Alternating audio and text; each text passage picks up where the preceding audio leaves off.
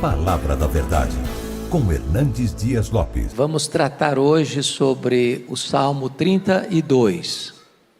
Abra sua Bíblia, por favor. E nós vamos ler esse texto e depois expor esta passagem. Salmo 32.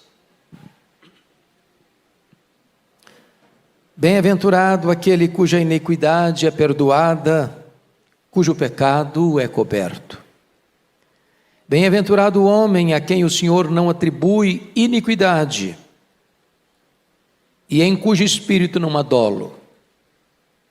Enquanto calei os meus pecados, envelheceram os meus ossos, pelos meus constantes gemidos todo o dia, porque a tua mão pesava dia e noite sobre mim, e o meu vigor se tornou em sequidão de estio. Confessei-te o meu pecado, e a minha iniquidade não mais ocultei. Disse: confessarei ao Senhor as minhas transgressões, e tu perdoaste a iniquidade do meu pecado. Sendo assim, todo homem piedoso te fará súplicas em tempo de poder encontrar-te. Com efeito, quando transbordarem muitas águas, não o atingirão. Tu és o meu esconderijo, tu me preservas da tribulação e me cercas de alegres cantos de livramento. Instruir-te-ei e te ensinarei o caminho que deves seguir, e sob as minhas vistas te darão conselho. Não sejais como o cavalo ou a mula sem entendimento, os quais com freios e cabrestos são dominados, de outra sorte, não te obedecem. Muito sofrimento terá de curtir o ímpio, mas o que confia no Senhor, a misericórdia o assistirá.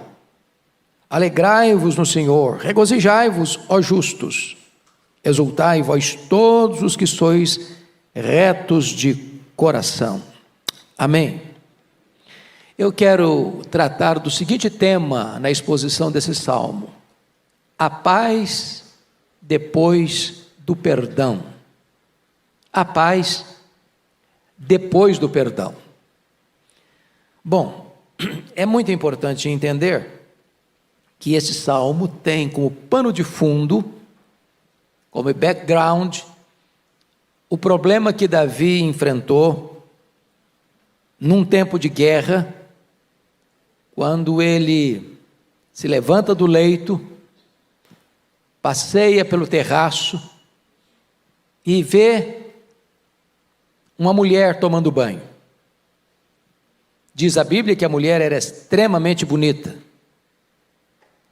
e o olhar seguido de desejo libidinoso faz Davi dar um passo rumo à queda, mandando mensageiros verificar, investigar que mulher era essa. E o retorno foi que essa mulher era Batseba, esposa de um dos seus guerreiros valentes, que estava na batalha, Urias, o heteu. Davi dá mais um passo e manda chamar essa mulher. A Bíblia não relata como ele conseguiu seduzir essa mulher e levá-la para a cama. Quanto tempo levou isso? Que argumentos ele usou? Como ela aqueceu aos seus galanteios? O certo é que Davi se deitou com essa mulher, coabitou com ela.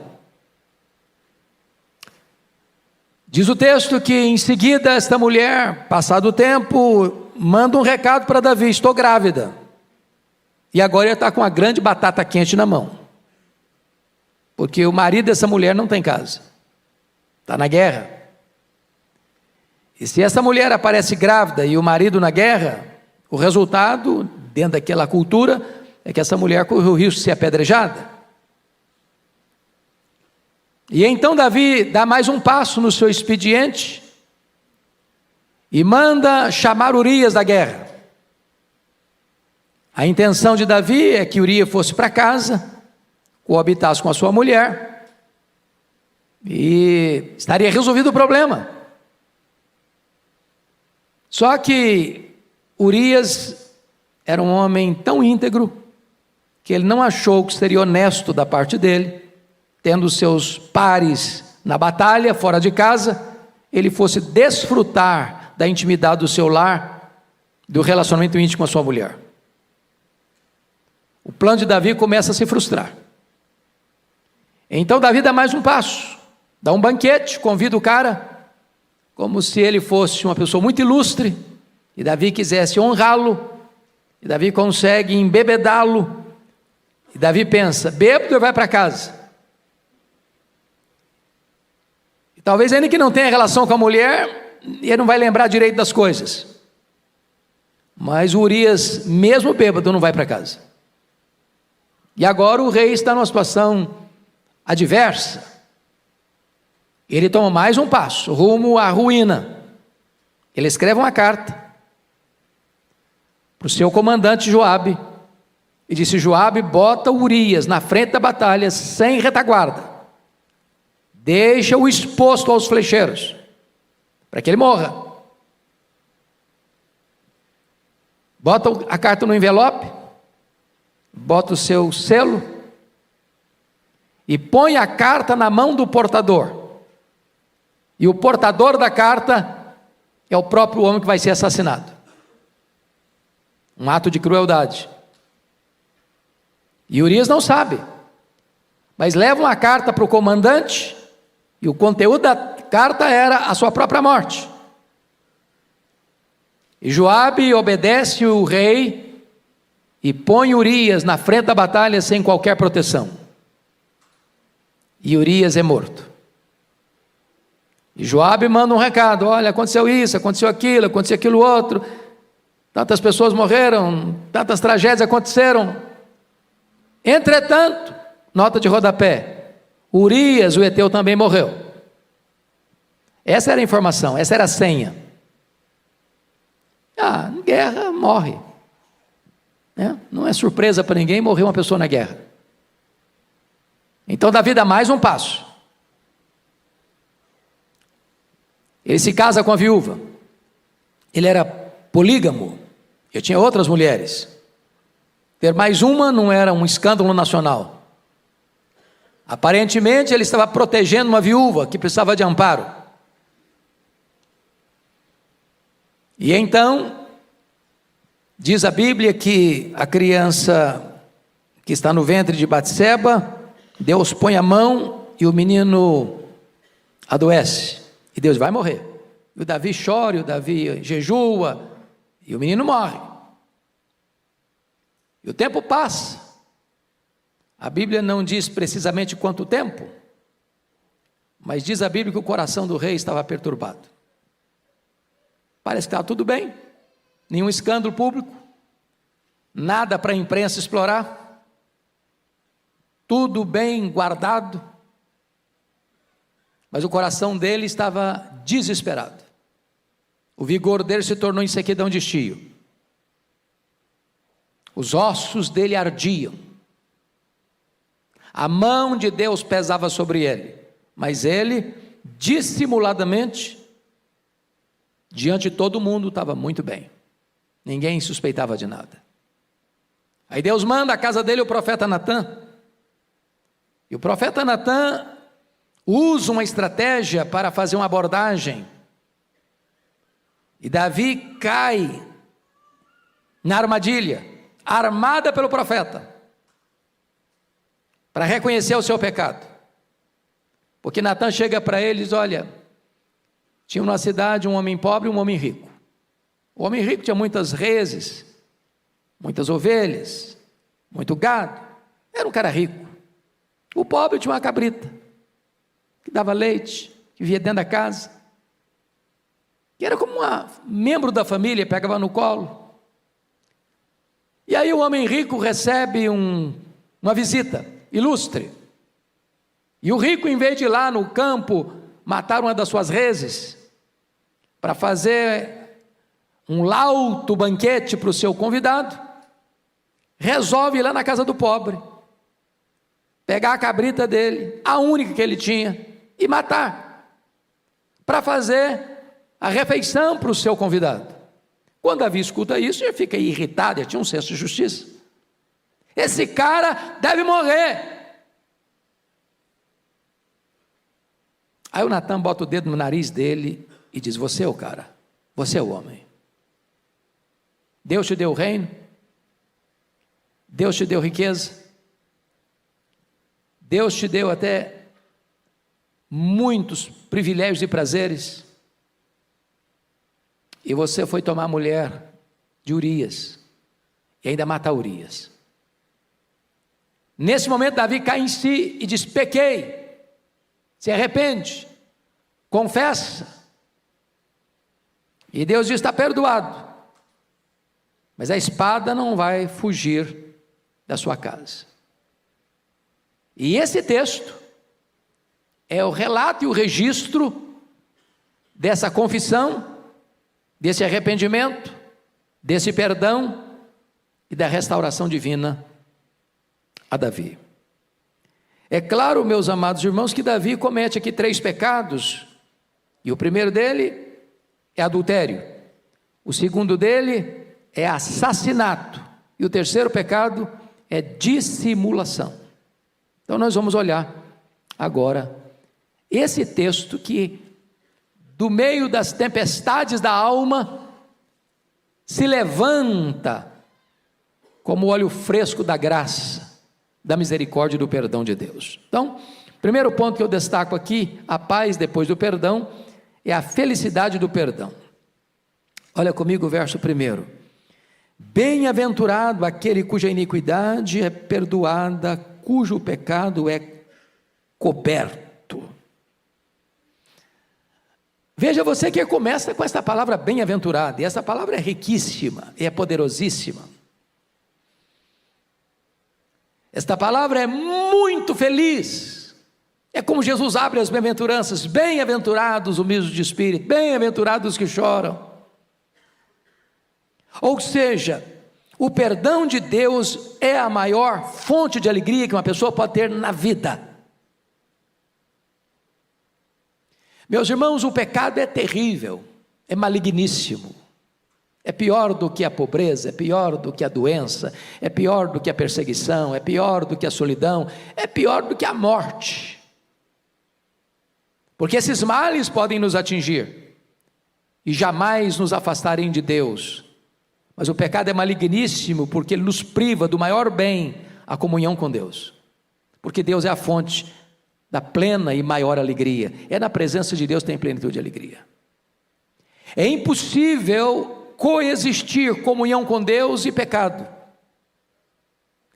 É impossível coexistir paz e pecado.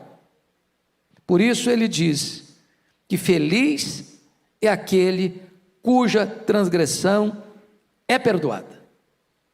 A palavra transgressão no hebraico, a palavra pechá, significa rebelião, alta traição contra o soberano. É passar dos limites, é rebelar-se contra Deus. E o que o texto quer nos informar é que bem-aventurado é aquele cuja iniquidade, toda essa sujeira é perdoada. Você e eu estamos aqui, e nós estamos aqui porque a nossa sujeira foi perdoada. Irmãos, a diferença entre nós e o mais depravado ser humano é apenas de graus e não de natureza. Está dentro de nós todo o potencial para toda a malignidade do pecado. É isso que os teólogos entenderam por depravação total. Não há nenhuma área da nossa vida que não tenha sido afetada pelo pecado. A nossa razão, a nossa emoção, a nossa vontade. Não há parte sã na nossa vida. Como Moody, certa feita, caminhava com um irmão da igreja para uma cruzada nos Estados Unidos, e a pessoa que o acompanhava olhou para um bêbado caído na sarjeta, todo sujo, de vômito, e a pessoa disse: olha aí, Moody, que situação horrível. E Moody disse: ali estaria eu, se não fosse a graça.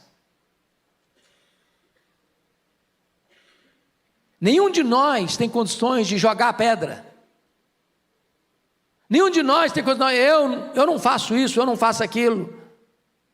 Não, o potencial do mal está dentro de nós. E feliz é o homem cuja essa sujeira toda é perdoada. O perdão divino lava os pecados, e o perdão divino nos livra da culpa do pecado. Feliz é aquele, olha aí o verso primeiro ainda, parte B. Feliz é aquele cujo pecado é coberto. Coberto. A palavra chatá, pecado no hebraico, significa, mesmo que no grego, hamartia, sair do caminho, errar o alvo, viver fora dos padrões. Você se lembra que no dia que o sacerdote entrava no Santo dos Santos com sangue, e derramava o sangue sobre a arca da aliança, a ideia ali é de que o pecado estava sendo coberto com sangue. Quando se olhava, não via mais o pecado, porque estava coberto com sangue. A ideia aqui, cujo pecado, está no versículo 1, feliz, bem-aventurado é aquele cujo pecado é coberto, é exatamente isso. O sangue cobriu o pecado. Deus olha e vê o sangue, e ao ver o sangue, sabe o que significa isso? O juízo foi aplicado. Não tem perdão sem justiça, irmãos. Falar em perdão sem justiça é macular a honra de Deus. Deus não faz vistas grossas com o pecado. Deus não faz concessão ao pecado. Deus jamais diz: não, isso aí não tem problema não, vou perdoar, tá, esquece, está tudo bem, está tudo resolvido. Não, Deus não faz isso não.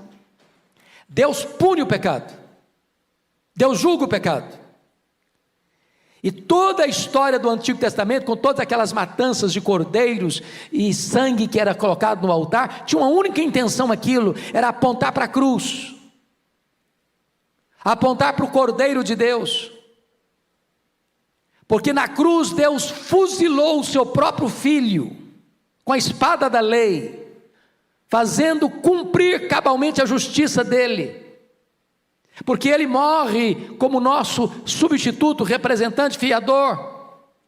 Então Deus aplica o juízo no Filho, para que o sangue do Filho cubra o nosso pecado. Por isso a Bíblia diz: feliz é aquele cujo pecado é coberto. O juízo foi aplicado, a lei foi satisfeita, e então a base legal para o perdão.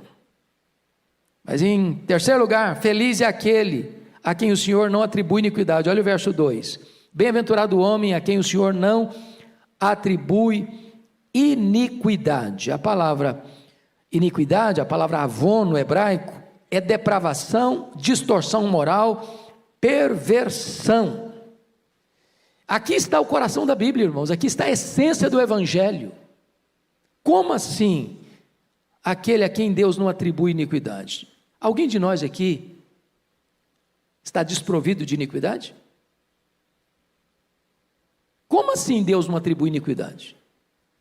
Se eu sou iníquo, como é que Deus faz isso? Como é que Deus resolve isso? Como é que Deus pode ser justo e ao mesmo tempo justificador do ímpio? Como é que Deus faz isso? Esse texto de Davi está trazendo à baila, à tona, a gloriosa doutrina da justificação pela fé. E você se lembra que na cruz houve 3 transações. A primeira delas, diz lá em 2 Coríntios, capítulo 5, verso 19, Deus estava em Cristo reconciliando consigo o mundo, não imputando aos homens as suas transgressões. O que é a doutrina da imputação? A palavra imputar significa pôr na conta de. Quando Deus foi nos salvar, a primeira coisa que Deus fez, Deus não botou na sua conta, na minha conta, na nossa conta, o nosso pecado, a nossa dívida. Porque se Deus botasse na nossa conta a nossa dívida, se Deus imputasse a nós as nossas transgressões, nós não sairíamos delas, porque a nossa dívida é impagável. Segunda transação da cruz, está lá em 2 Coríntios 5, 21. Aquele que não conheceu o pecado, Deus o fez pecado por nós. Significa o quê? Que Deus não imputou a mim o meu pecado, mas Deus imputou o meu pecado sobre o filho dele. Deus lançou sobre ele a iniquidade de todos nós. Ele foi feito pecado por nós. Ele foi ferido pelas nossas transgressões. Agradou ao Pai moê-lo naquela cruz. Deus aplica no Filho o golpe da lei e satisfaz a sua justiça, porque o Filho, como nosso substituto, representante, fiador, morreu pelos nossos pecados em nosso lugar. É só por isso que você pode ler o versículo 2: bem-aventurado o homem a quem o Senhor não atribui iniquidade. O camarada é iníquo, ele cometeu iniquidade, Deus não atribui a ele a iniquidade dele. Por quê? Por quê? Por que eu não tenho que morrer pelos meus pecados? Por que eu não tenho que ir para o inferno por causa dos meus pecados? Não é porque eu sou bom, porque eu sou santo, porque eu não cometo pecado? Não. É porque Deus pegou os meus pecados, as minhas transgressões, as minhas iniquidades e lançou todas elas sobre o seu Filho. E quando os meus pecados foram lançados sobre o Filho de Deus, a lei exigiu que ele morresse, porque o salário do pecado é a morte. Ele não morreu como um mártir, ele não morreu como uma vítima indefesa, ele morreu vicariamente, substitutivamente, ele morreu no nosso lugar, ele morreu pelos nossos pecados. Agora Deus não atribui mais iniquidade a mim, sabe por quê? Porque Deus é justo, e Deus sendo justo, ele não pune o mesmo pecado duas vezes. Ele puniu o meu pecado no Filho dele, para não punir o meu pecado em mim mesmo. É isso que Davi está ensinando aqui. Feliz o homem a quem Deus não atribui iniquidade. Terceira transação da cruz, está lá em 2 Coríntios 5, 21. Aquele que não conheceu o pecado, Deus o fez pecado por nós, para que nele nós fôssemos feitos justiça de Deus. Sabe o que Deus vai fazer agora? Deus vai imputar, ou seja, botar na nossa conta, toda a justiça do seu Filho. Notem vocês que justificação é um ato, não é um processo. Segundo, justificação não tem graus, não tem ninguém mais justificado do que outro. Prestem bem atenção no que eu vou lhes dizer. A justificação não faz você justo, justificação declara você justo, é um ato de declaração. Então, quando Deus puxa sua ficha lá no tribunal do céu, sabe o que está lá? Justificado. O que significa isso? Não só você não tem dívida, mas você tem crédito, crédito infinito. Toda a justiça de Cristo está depositada na sua conta. É por isso que a Bíblia diz: já nenhuma condenação há mais para aqueles que estão em Cristo Jesus nosso Senhor. Bem-aventurado aquele a quem o Senhor não atribui iniquidade. Mas veja ainda, em quarto lugar, feliz é aquele em cujo espírito não há dolo. O que é dolo? Dolo é má intenção, é maldade. É aquilo que Davi fez, ele cometeu o pecado, tentou se livrar das consequências do pecado, chamando o marido, mandando matar o marido, casando com a viúva, para fazer que estava tudo certo. Ele agiu com dolo. E você sabe que diante da lei nossa humana, você tem crimes que são crimes culposos e crimes dolosos. E quando a lei vai julgar, o peso é diferente. Você pode matar uma pessoa sem a intenção de matá-la. Por exemplo, você está dirigindo seu carro e você está a 80 por hora numa avenida ou numa estrada que é permitido andar por 80 por hora. Se você está na Bandeirantes, na Dutra não, mas na Bandeirantes, 120 por hora. E aí de repente, inesperadamente, uma pessoa entra na rua, entra na avenida, entra na estrada, não tem como frear. Bateu, morreu. A pessoa morreu. Você cometeu um crime. Mas foi o quê? Culposo ou doloso? Culposo. Você não tinha intenção de matar. Agora, diferente, o que é doloso? Estou com raiva do fulano, e eu vou lá na loja, compro um revólver, uma caixa de bala, e intencionalmente eu vou onde ele está, e descarrego 5 balas no peito dele, ele morre. Esse crime é o quê? Culposo ou doloso? Doloso. O homem perdoado, o homem transformado, ele não nutre malignidade no sentido de desejar o mal, de armar esquemas para prejudicar.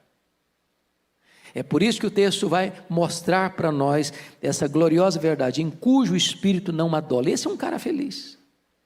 Ele não fica maquinando mal. Ele não fica lá deitado pensando, o que é que eu posso fazer para prejudicar o fulano? O que é que eu posso fazer para tomar o que é do fulano? O que é que eu posso fazer para acabar com a reputação do fulano? Não, ele não age mais dessa maneira. Então vamos para um outro ponto agora do texto, que é a infelicidade da impenitência, versos 3 e 4. Olha comigo. Enquanto calei os meus pecados, envelheceram os meus ossos pelos meus constantes gemidos. Vejam você que seus ossos ficaram envelhecidos pelos gemidos. Quando calei os meus pecados, envelheceram os meus ossos pelos meus constantes gemidos. O que Davi está falando aqui? Ele está contando a experiência dele, que viveu. O pecado guardado no coração, ele tem um poder de autodestruição incomparável. O pecado adoece, o pecado enfraquece, o pecado debilita a saúde. Nada arruína mais um cidadão, do ponto de vista físico, emocional, do que o chicote da culpa, do que o tormento emocional. Ele não dorme direito, ele não come direito, ele não tem alegria, ele não tem paz, ele não tem sossego. Ele vive nas correntes grossas da escravidão. Ele vive no pelourinho, sendo chicoteado todo dia, de dia e de noite. E isso vai reverberando, né, na vida física. Eu li um relatório, eu não sei se os médicos que estão aqui podem me dizer se essa estatística ainda é real, e eu preguei em vários congressos de médicos e de enfermeiros, Brasil afora, e essa informação era falada assim com muita clareza, que cerca de 50% das pessoas que passam pelos hospitais, os problemas são chamados causas psicossomáticas. Ou seja, os problemas da vida, a culpa, o pecado, as mazelas da vida, vão misturando aí com suas emoções, isso vai sendo somatizado, isso vai debilitando a sua saúde, vai mexendo com você. E vou lhe dizer mais, não tem divã de psicanalista que resolve culpa. Não tem remédio da farmácia que você toma e alivia a culpa. Você alivia uma dor física, mas a culpa não. O chicote da consciência não. E aqui Davi está mostrando que o problema da culpa corrói. O pecado é como se fosse uma serpente que você vai aquecer no seu peito. Ela vai te pegar, ela vai te picar, ela vai deixar veneno em você. Mas nota em segundo lugar, que ele vai dizer aí no verso 4, outra coisa gravíssima. Porque a tua mão pesava de dia e de noite sobre mim. Ô, gente, a mão de Deus é uma bênção, né? É a maior dádiva que nós podemos ter, a mão de Deus. A mão de Deus sobre nós. A mão de Deus que protege, a mão de Deus que dirige, a mão de Deus que guia, a mão de Deus que abençoa, é a mão de Deus. E nós não pedimos, Senhor, estenda a tua mão sobre nós. É uma bênção a mão de Deus, mas a mão de Deus também pode ser o nosso maior problema. Se a mão de Deus pesar, você está frito. Tem homem que te livra, tem dinheiro que te livra, tem viagem que te livra, não tem mudança de endereço que te livra. Não tem apartamento de cobertura que te livra, não tem mansão que te livra, não tem muro que te livra, não tem nada que te livra se a mão de Deus pesar sobre a sua vida.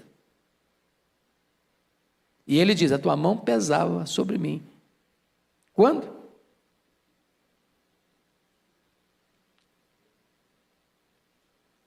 A tua mão pesava dia e noite. Sabe o que é dia e noite? Sem pausa, sem trégua, sem descanso. Mas ele vai dar uma terceira informação sobre o perigo da infelicidade da impenitência. Olha aí, versículo 4, parte B. E o meu vigor se tornou em sequidão de estio. O pecado abate o espírito, entristece o coração e enfraquece o corpo. Ou seja, sofrimento e enfraquecimento caminham de mãos dadas. O cara murchou, secou, desidratou. Foi a experiência de Davi. E agora ele vai partir para o terceiro ponto, que é a necessidade e a importância da confissão. Está aí no versículo 5, confira comigo. Confessei-te o meu pecado e a minha iniquidade não mais ocultei. Diz, confessarei ao Senhor as minhas transgressões e tu perdoaste a iniquidade do meu pecado. Vamos entender isso aqui. Davi está expondo o salmo, mas você se lembra que não foi tão espontânea assim a confissão, não. Como é que foi a confissão de Davi? Ela foi provocada por um profeta muito inteligente. Se o profeta chegasse e falou, Davi, você está em pecado, viu, cara? Que negócio é esse, profeta? Não, o profeta chegou de mansinho, contou uma história. E o Davi caiu igual patinho da história dele. Tem hora, irmãos, que a nossa memória precisa ser trabalhada, porque às vezes a gente vai criando certas resistências, certas cercas de proteção para a nossa consciência, para não reconhecer o erro, ou para justificar o erro. Eu pequei por isso. Algumas pessoas dizem, não, mas o Davi, coitado, foi uma vítima. Como é que uma mulher vai tomar banho de janela aberta? Davi era vítima. A Bíblia não trata dessa matéria por esse viés. Em momento algum a Bíblia bota a culpa na Betseba, embora se ela tomou banho de janela aberta, não devia ter feito isso mesmo não. Ninguém está com licença aqui para tomar banho nu, em público, ou deixando a porta aberta, ou a janela aberta. Porque hoje não é a janela que está aberta mais não, é a mídia social. Tem gente que se veste sumariamente e tira uma foto bem bonita e posta.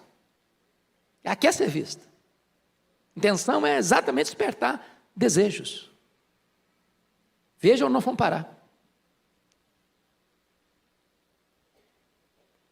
Mas o ponto básico é o seguinte: o Davi está reconhecendo aqui que ele precisa confessar. Confessei-te o meu pecado e a minha iniquidade não mais ocultei. Em outras palavras, Davi destampa a caverna dos horrores. Abre a caixa da ferramenta. Abre a caixa preta. Joga tudo para fora. Se você pega uma ferida, por exemplo, ela está lá. Se você tampa a ferida, o que acontece com essa ferida? Ela vai se contaminando, vai gangrenando, e ela pode ser extremamente perigosa. O que você tem que fazer? Abrir a ferida, fazer asepsia, aplicar o remédio. Esconder, tapar, botar uma cobertura para ninguém perceber, não é a solução do problema. Davi está dizendo, confessei-te o meu pecado. E qual o resultado Disse: confessarei ao Senhor as minhas transgressões, e tu perdoaste a iniquidade do meu pecado. O que a Bíblia ensina em Provérbios 28:13? Quem lembra de cor? Vamos lá? Aquele que encobre, me ajuda aí, as suas transgressões jamais prosperará, mas aquele que as confessa e deixa, alcançará misericórdia. O que a Bíblia diz mais? Lá em 1 João 1,9: se confessarmos os nossos pecados, Deus é fiel e justo para nos perdoar os pecados e nos purificar de toda injustiça. A Bíblia diz que o nosso Deus tem prazer na misericórdia e é rico em perdoar. Deus não tolera um coração duro, mas Deus habita com abatido e contrito de coração. Não importa a gravidade do pecado, em havendo arrependimento e confissão, há perdão. Isso é maravilhoso, irmãos, porque embora o pecado seja maligníssimo, tem saída, tem saída. Agora vamos entender isso aqui. Arrependimento é uma palavra muito importante na Bíblia, muito importante. E a palavra arrependimento, metanoia, na língua grega, ela tem 3 implicações muito importantes. Arrependimento implica em mudar a mente, mudar a emoção e mudar a vontade ou a volição. Porque nós somos o quê? Nós somos razão, nós somos emoção, nós somos volição, certo? O arrependimento tem que trabalhar essas 3 áreas, senão, se ele não completar o ciclo, não é arrependimento. Talvez a melhor forma de explicar isso é ilustrar a diferença entre Judas Iscariotes e Pedro. Judas traiu Jesus, Pedro negou Jesus. O Judas suicidou, o Pedro foi restaurado. Qual a diferença de atitude entre Judas e Pedro? No ciclo de Judas faltou um elemento. O elemento racional existiu, ele reconheceu o erro dele? Reconheceu. Ele ficou triste porque errou? Ficou triste. Então, de 3 elementos do arrependimento, ele tinha 2 etapas vencidas. Ele reconheceu o erro, foi lá para o sacerdote a trair sangue inocente. E ele ficou tão triste que ele devolveu o dinheiro. Não quero saber desse dinheiro, esse dinheiro não resolve nada para mim. O que faltou para ele completar o ciclo? Voltar-se. A vontade, a disposição, a decisão de voltar para Jesus. Por isso que a palavra arrependimento significa dar meia volta. Eu estou indo para cá, eu reconheço o erro e retorno. A vontade precisa agir, retornar para Deus. Porque se você não fizer o ciclo completo, você fica preso no cipoal do remorso, e o remorso leva ao suicídio, ao desespero. Pedro reconheceu o erro, Pedro ficou triste pelo erro, chorou, mas Pedro voltou-se para Jesus, completou o ciclo, é restaurado, é perdoado. Agora, notem vocês, que o perdão é resultado da confissão, e tu perdoaste a iniquidade do meu pecado. Então vamos pegar a ideia aqui do perdoar do pecado. Você lembra lá do sacerdote, que quando ele ia fazer esse momento lá da expiação, um bode era sacrificado, e o sangue dele era derramado no altar. O outro bode, que era o bode emissário, o sacerdote impunha a mão sobre o bode, e de certa forma, como que confessava o pecado do povo, e soltava esse bode para o deserto, para ilustrar o fato de que quando você se arrepende e confessa, o seu pecado é removido de você, é afastado de você, é mandado embora de você, não tem mais iniquidade. É por isso que está escrito no versículo 5: e tu confessarei ao Senhor as minhas transgressões, e tu perdoaste a iniquidade do meu pecado, a sujeira do meu pecado, tu perdoaste. Por quê? Porque um outro alguém, um substituto seu, levou o seu pecado embora. E Jesus levou o seu pecado embora. Ele carregou o seu pecado sobre o seu corpo no madeiro.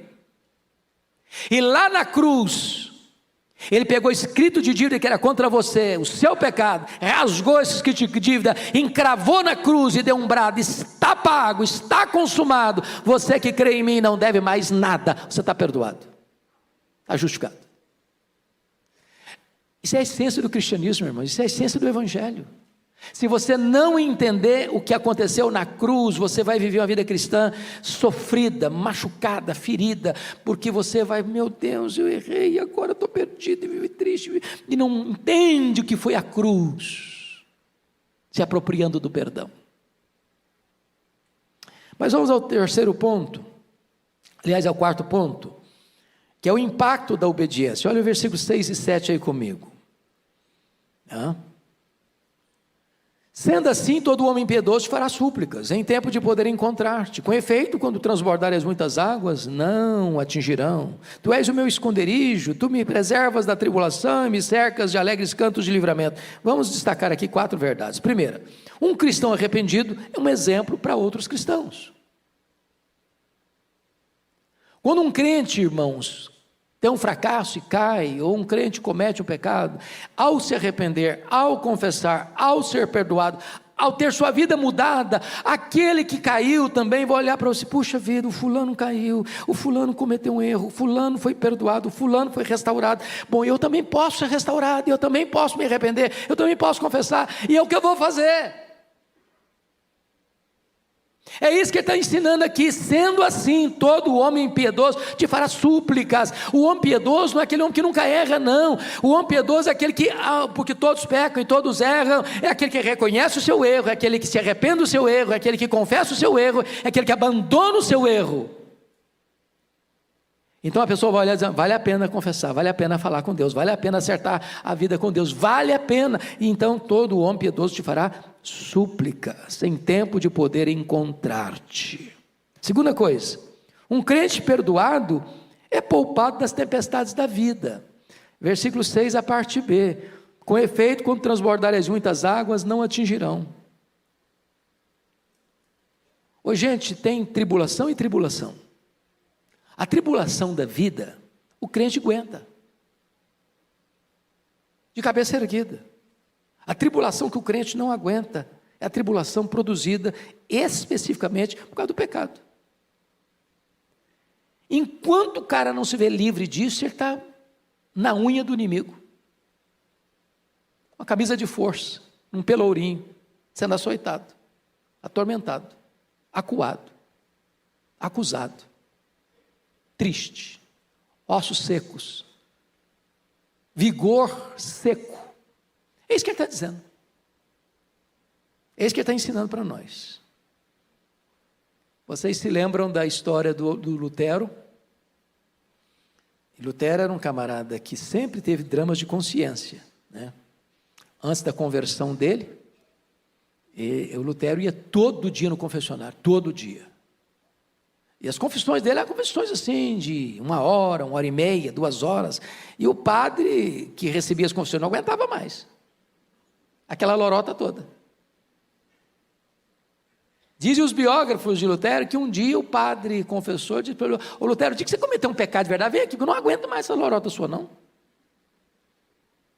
Porque o camarada tinha dramas de consciência. Dramas de consciência.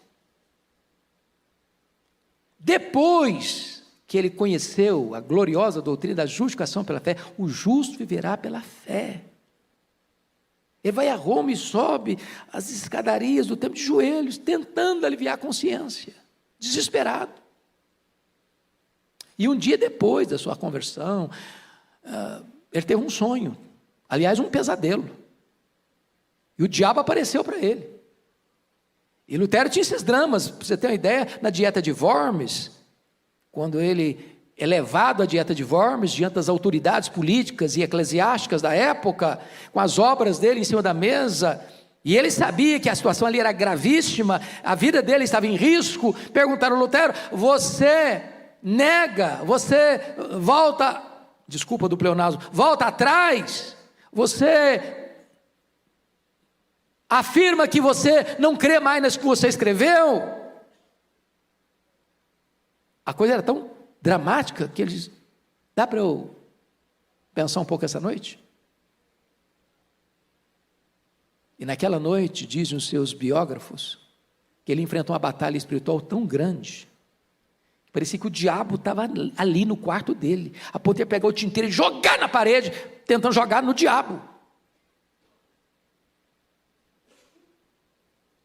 Louvado seja Deus, no dia seguinte, quando as obras foram postas de novo na mesa, e perguntar para ele: você nega? Você se retrata? Ele respondeu: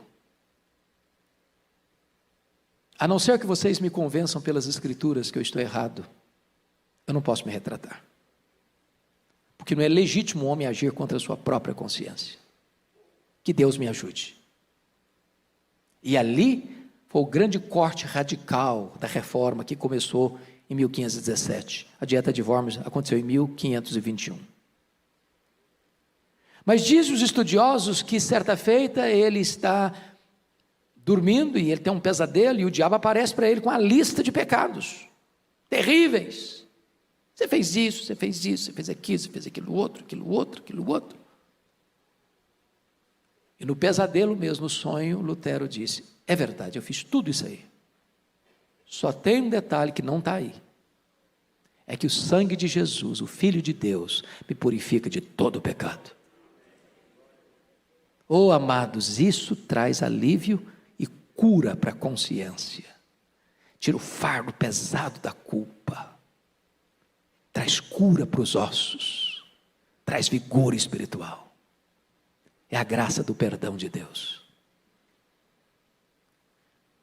Mas em terceiro lugar, um crente piedoso, ou melhor, um crente perdoado, tem Deus como seu esconderijo. Olha o versículo 7. Tu és o meu esconderijo. Oh, louvado seja Deus. Porque note você, um crente em pecado, ou seja, um crente que comete o pecado, não se arrepende dele, a mão de Deus está sobre ele. O que é que ele tem de Deus?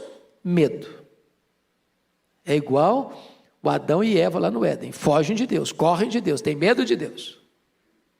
Mas quando você é perdoado, Deus é o que para você?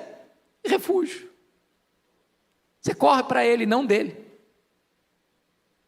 Ele é o seu abrigo, Ele é a sua cidade refúgio. Para Ele você pode correr, nele você tem segurança. Mas em quarto lugar, um crente perdoado é poupado do sofrimento e cercado de cânticos de livramento. É o que diz o verso 7, a parte B: tu me preservas da tribulação e me cercas de alegres cantos de livramento. Em vez de gemido, tem louvor. Em vez de lamento, tem celebração. Fruto do perdão de Deus. Mas me permita encerrar com mais alguns pontos, 3 pontos aqui que eu quero destacar. Primeiro, a instrução da graça, verso 8 e 9. Olha aí comigo. Veja você que agora não é Davi que vai falar não. A partir do verso 8 aqui, quem está falando não é mais Davi. Quem está falando é o próprio Deus. E está escrito assim: instruir-te-ei e te ensinarei o caminho que deves seguir. E sob as minhas vistas te darei conselho. Um crente perdoado é um crente ensinável. É um crente de ouvidos abertos, de coração sensível, que se coloca debaixo da autoridade da Bíblia.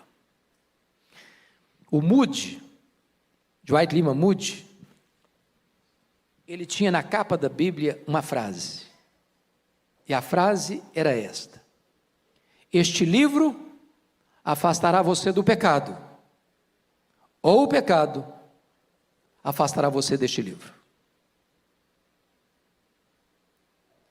Você não vai encontrar um crente rebelde, vivendo em pecado, tendo prazer na Bíblia. Impossível. Por isso, quando uma pessoa erra e não se arrepende, ela começa a se afastar. Deixa de ler a Bíblia, deixa de orar. Não quer mais vir para a igreja. Parece que o mundo está contra ele. E está mesmo. Está mesmo. E aí o texto está nos mostrando que agora perdoado, arrependido, perdoado, restaurado, Deus instrui e a pessoa quer a instrução. Irmãos, a Bíblia é um livro maravilhoso. É impossível um crente viver sem Bíblia. Você pode ter igreja sem templo. Você pode ter igreja sem música.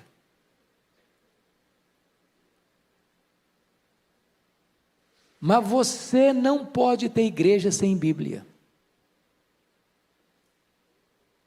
Onde não tem palavra de Deus, não tem direção. Eu quero fortemente encorajar você a ser um estudioso da Bíblia.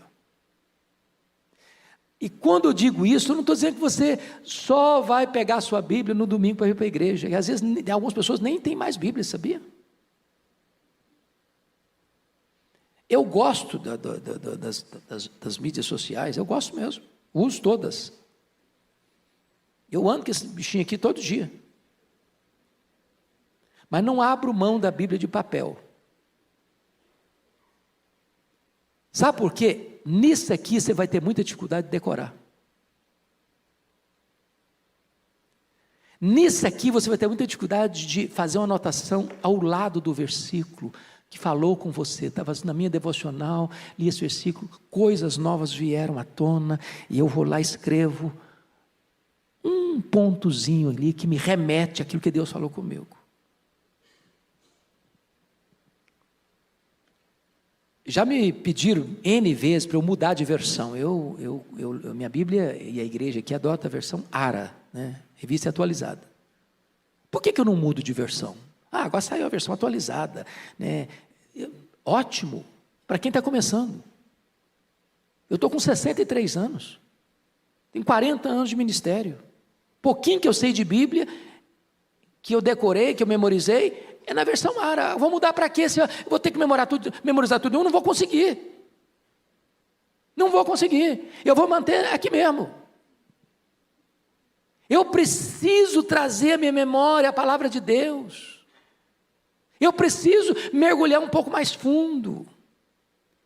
Então, gente, você quer ser um crente com tutano, com musculatura, tem que ler Bíblia.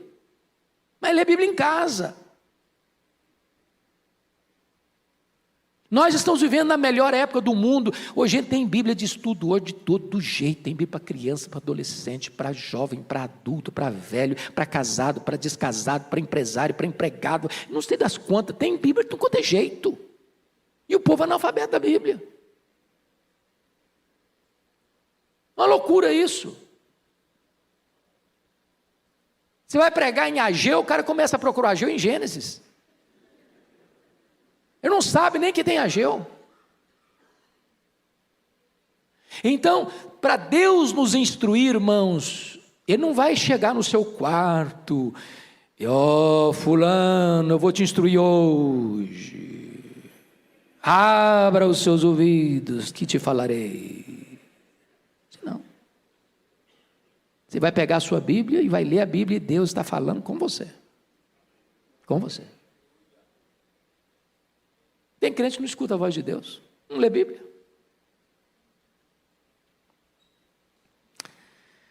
Mas tem um alerta necessário, porque se você não lê, o versículo 9 é que vai se aplicar aí, viu? Vamos ler o 9 em voz alta aí? Porque aí o problema é nosso agora, hein? Vamos lá, juntos? Não sejais como o cavalo ou a mula, sem entendimento, os quais com freios e cabrestos são dominados. É isso aí. É desse jeito aí.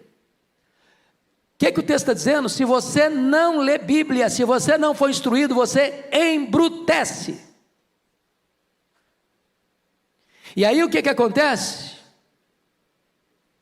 O cavalo é chucro. E a mula é teimosa. Cabeça dura. Só vai obedecer com freio.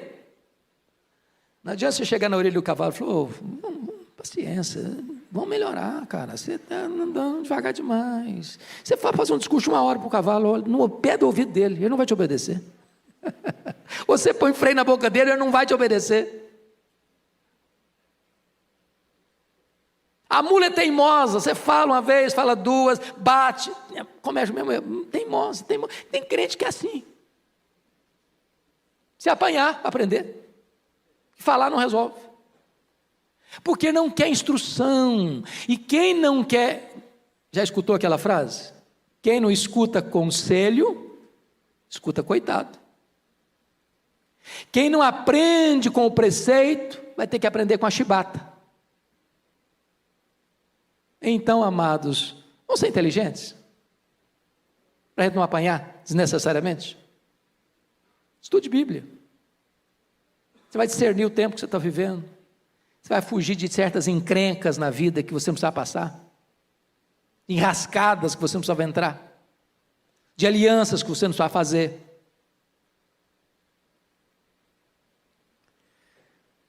Penúltimo lugar, contraste profundo no versículo 10. Muito sofrimento terá de curtir o ímpio, mas o que confia no Senhor, a misericórdia o assistirá. Então tem dois caminhos, o caminho do ímpio e o caminho do piedoso. O caminho do piedoso é um caminho de bênção, de misericórdia, assistindo. O caminho do ímpio é um caminho que vai ter que curtir muito sofrimento. Muito sofrimento, pouco não é muito. Então esse negócio de achar que a vida está do lado de fora, a vida está pulsando lá fora, do outro lado do muro, que lá sim a pessoa vive, lá sim a pessoa é feliz, lá sim a pessoa celebra, lá ela está curtindo a vida, balela. Lugar de curtir a vida é do lado de cá do muro, é na casa do Pai, é na casa do Pai que tem pão com fartura, é na casa do Pai que você é amado, é na casa do Pai que você é abraçado, é na casa do Pai que você é beijado, é na casa do Pai que tem festa para você. Lá fora tem miséria, tem traição, tem opróbrio, tem vergonha, tem chiqueiro, tem lama.